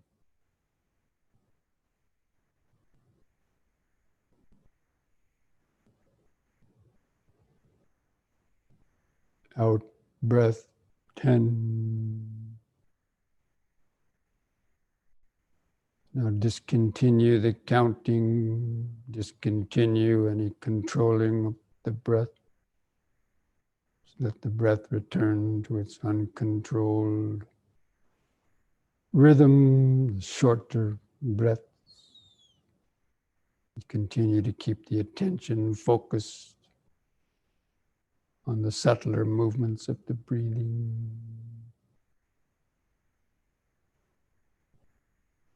Just knowing when the breath is coming in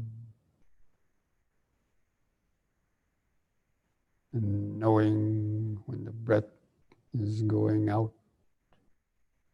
You know it through the sensations, especially where the clothing rubs against the skin of the belly, your rib cage, your chest. Use those as your kind of contact point. Feel the subtle expansion and contraction.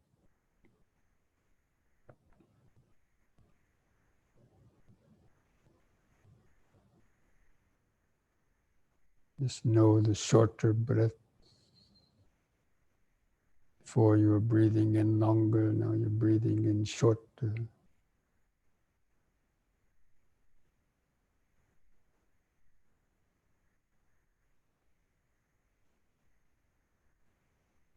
It's like turning up the power of the mental microscope. Just notice the subtle sensation. Notice the brief pause after the in-breath. The brief pause after the out-breath.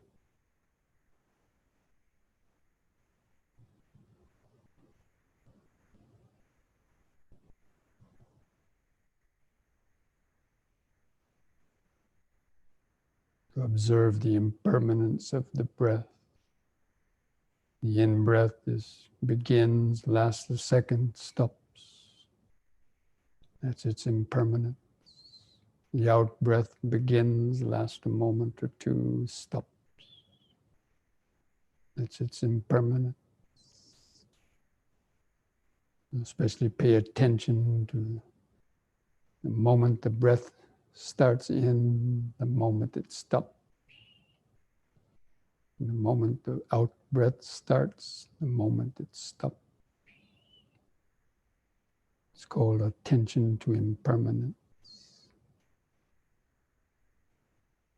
The arising and vanishing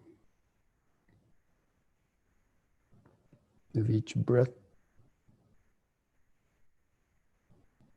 each sensation.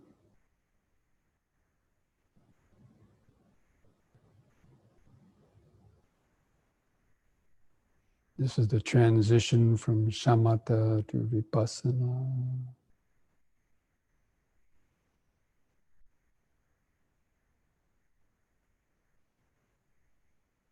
Not getting caught in any pleasurable, too calm a feeling, but using that to notice the arising and vanishing of the breath sensation.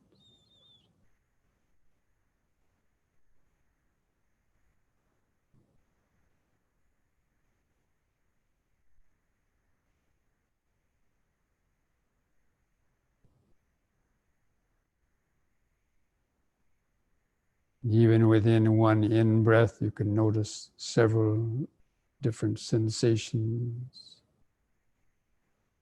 coming and going. It's also called the body in the body.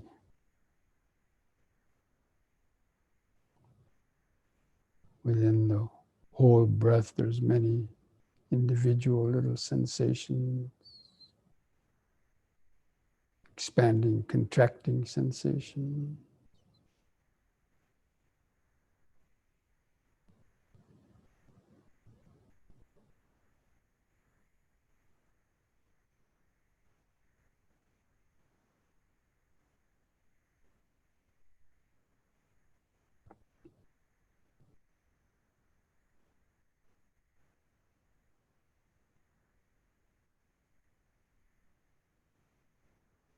Even that breathing is occurring within this larger physical body.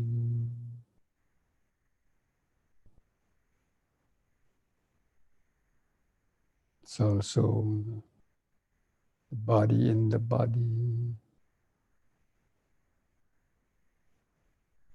of breathing within the larger physical body.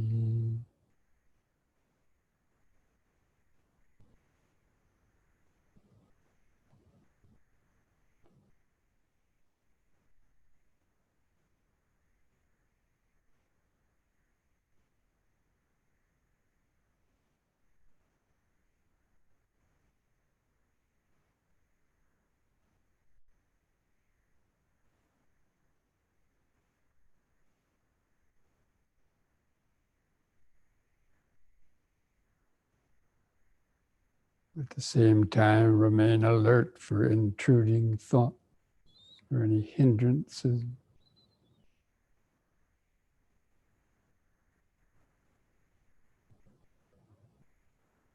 That background alertness for arising hindrances.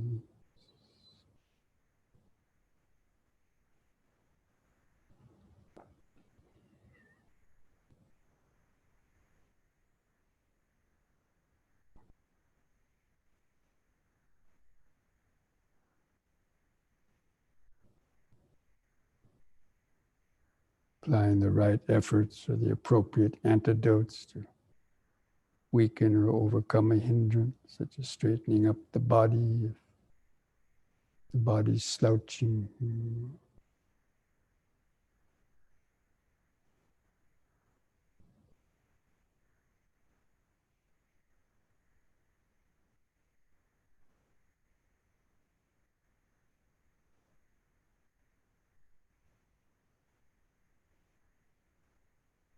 Just maintain that consistent awareness, just in sitting, out, sitting. Those pauses between the breaths, just feel the outline of the sitting body.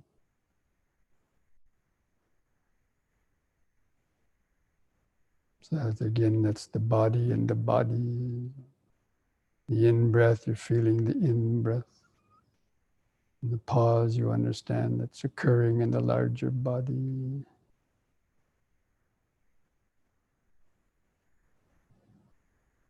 And the out-breath.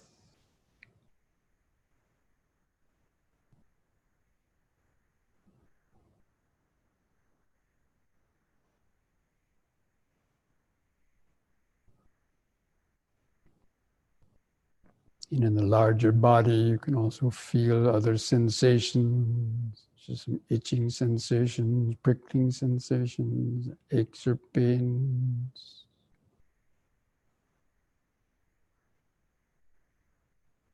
The aggregate of sensation, feeling.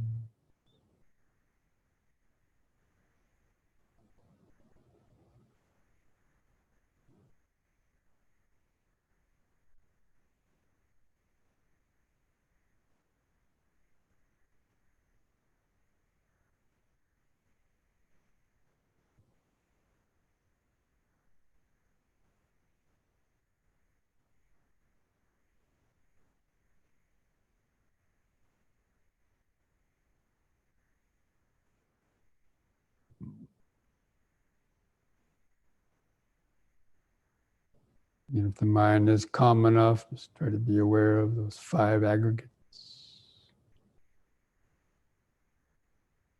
material vibrations, the bodily vibrations, even sound.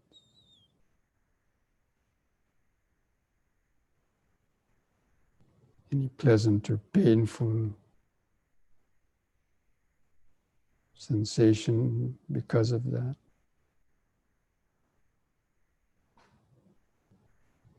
The identification of body parts, the perception, any thoughts about it or reactions, the mental formation.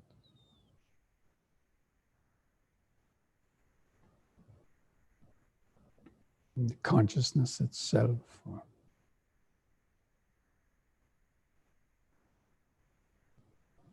the thought of I am feeling or I am meditating.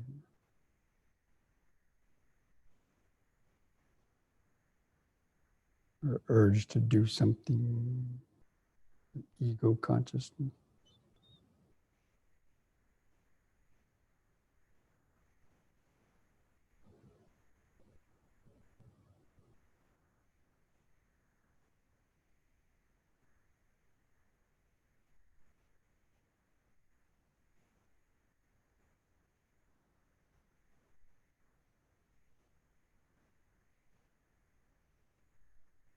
Just observing how all of that is just arising by itself. The body-mind process. The nama, rupa, mind recognizing material vibration.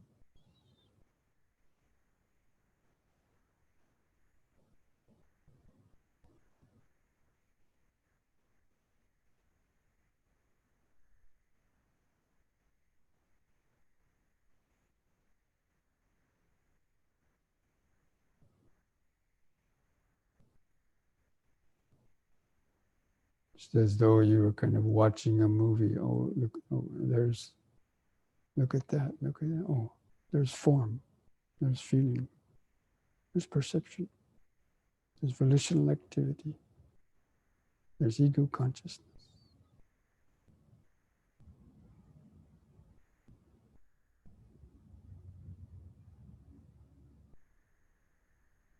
Just arising and vanishing, arising, changing, vanishing. Under the power of past conditioning.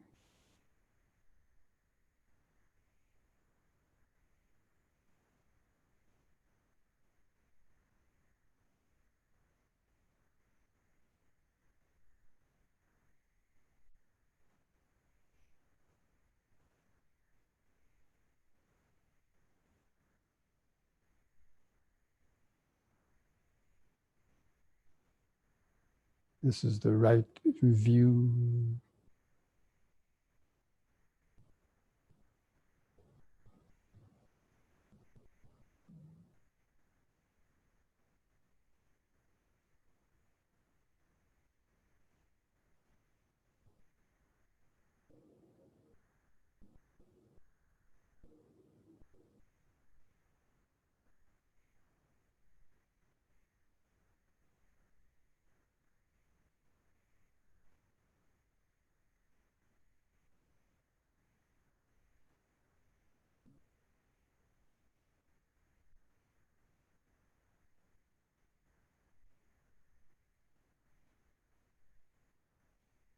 If the mind becomes dull or there's too many thoughts, come back to take a few deep, slow breaths.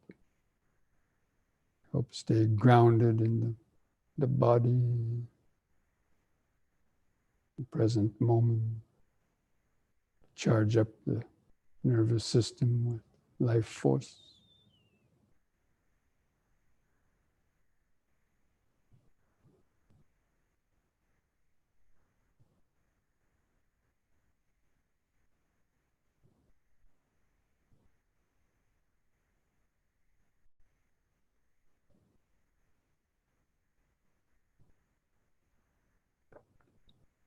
Just keep turning up the power of the mental microscope to discover, notice subtler and more sensations, interconnections with the aggregate.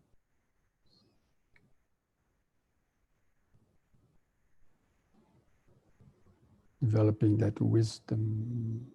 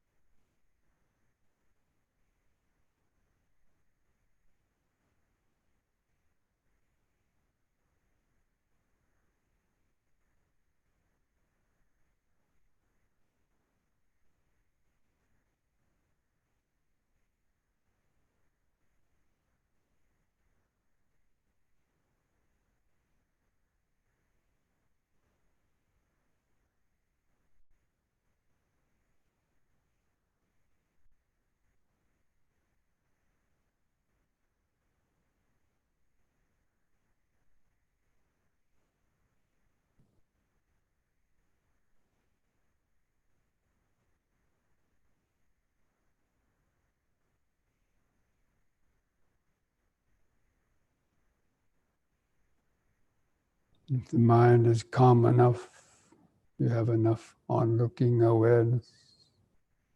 Just try to get a sense of the body being an empty house with nobody home to answer the call, knocking on the doors and windows. There's a sensitive microphone in the house.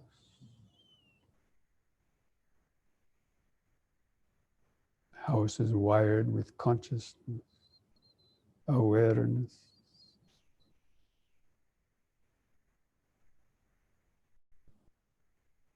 That knows but cannot react.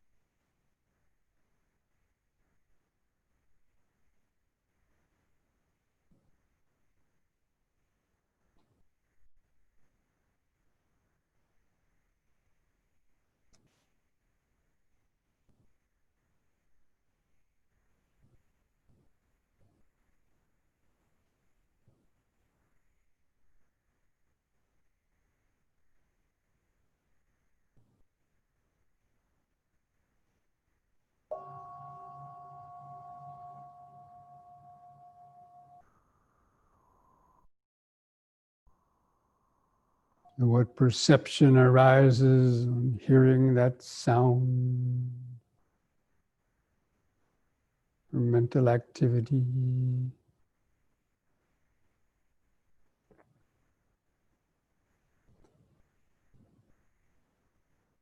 Sabbi sankhara anicchati.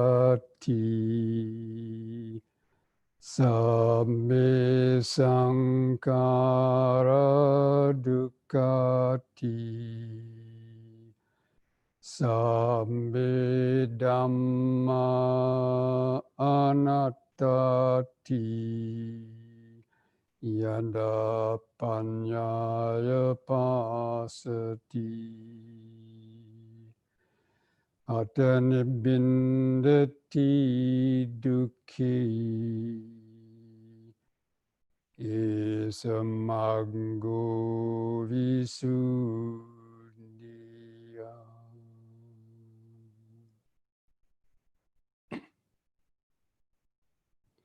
All conditioned things, the five aggregates of this body, mind, and world are impermanent. They arise only to pass away.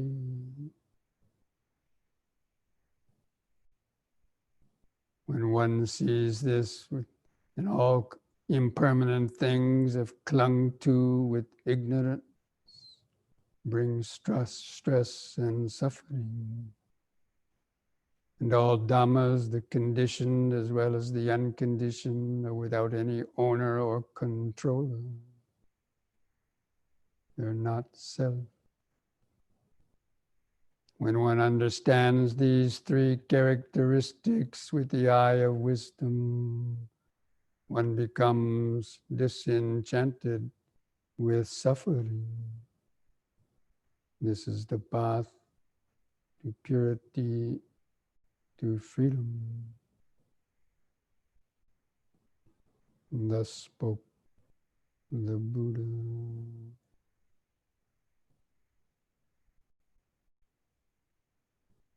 Now, as we usually do, let's finish this meditation with sending out thoughts of metta toward ourselves and all other beings, with understanding how this life is just a training ground for the mind. All been interconnected in one way or another. But anyway, just take a few deep, slow breaths. And after breathing in, you can hold the air in the lungs several seconds to try to feel that subtle energy of oxygenating blood, or kind of visualize the blood going out and charging all the cells of the body up with life force. And on the out breath, you feel that relaxing, centering awareness. On the out breath, centering in the body. And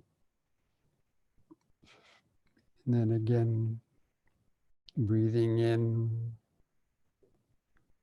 just thinking or imagining that this is the sending metta to your own body and mind, sending metta to the cells of the body, life force, friendliness. Be friendly to your body by doing deep, slow breathing. The practice of meditation, it's the metta for the body, the deep, slow breathing, the metta for the mind, the meditation.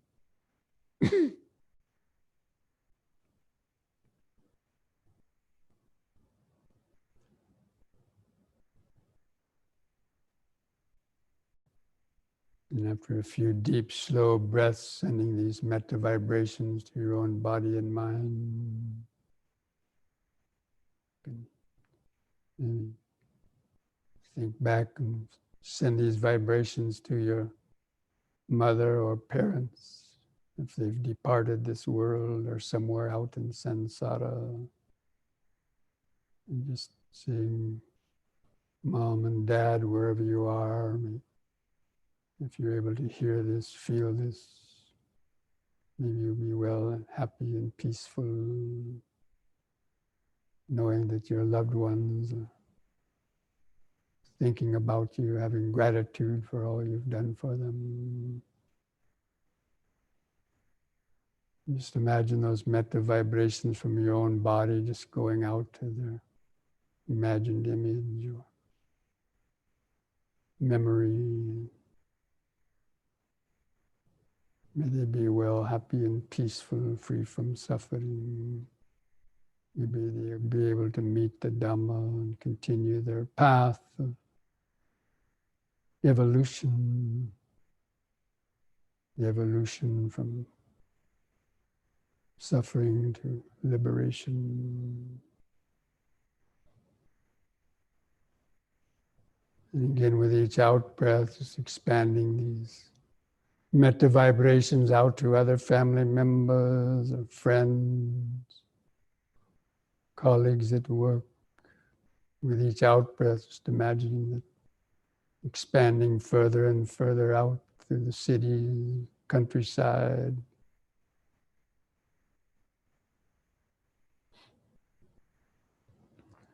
Eventually across the ocean, to all the continents, all the strangers out in the world that are working and toiling and suffering.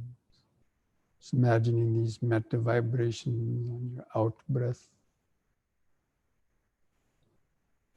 soothing the fires of their greed, hatred, and delusion, the fires of their suffering.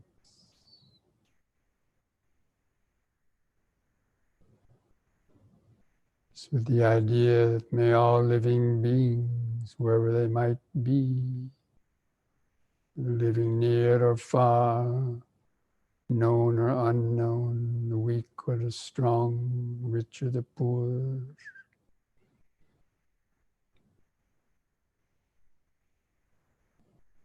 living on land, living in the air, living in the sea.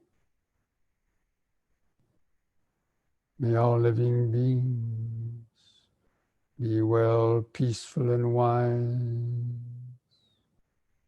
May all living beings be free from the pains and sufferings of body and mind, brought about by their past unskillful thought, speech, and action. May all beings be able to hear the Dhamma and practice the Dhamma and meditation, help change the vibration of their consciousness.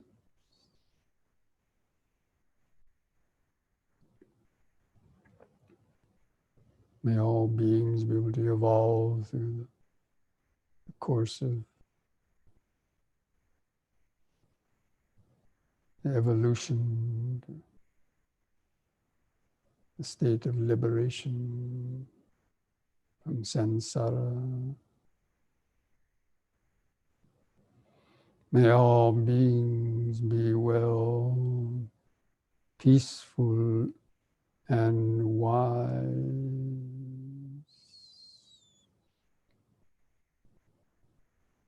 May all beings be well, peaceful, and wise.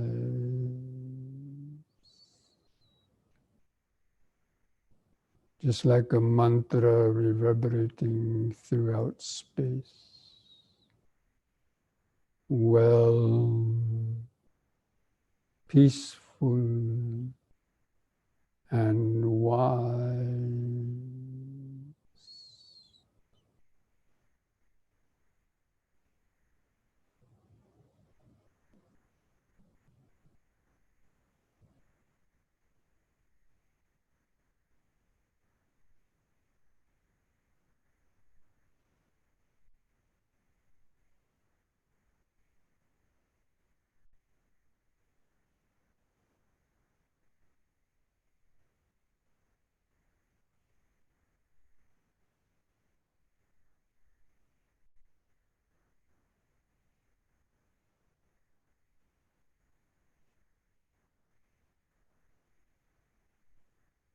Okay, now to finish, if you'd like to join in chanting the word sadhu 3 times with the breathing.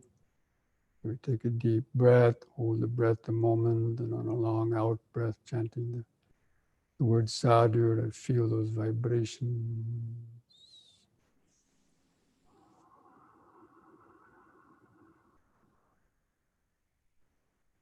Sadhu.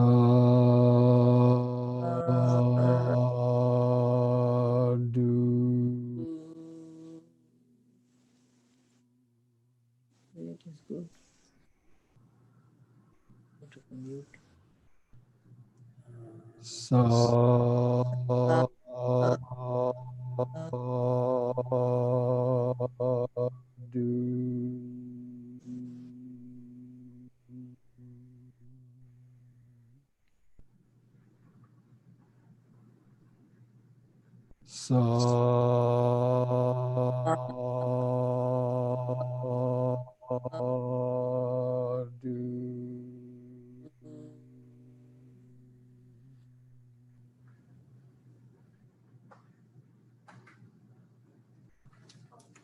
Finish with a smile on your face,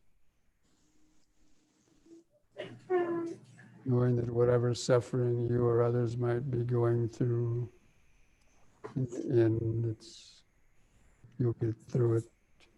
It'll be okay.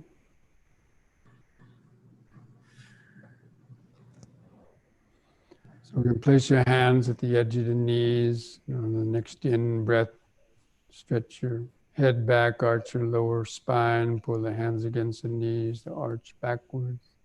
Get the energy flowing.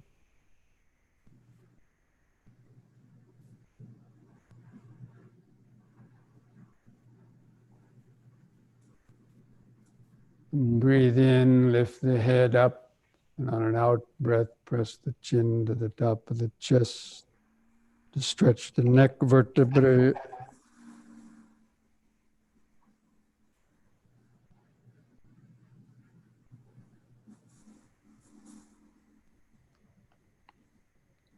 And then lift up the head on the in breath and relax on the out breath.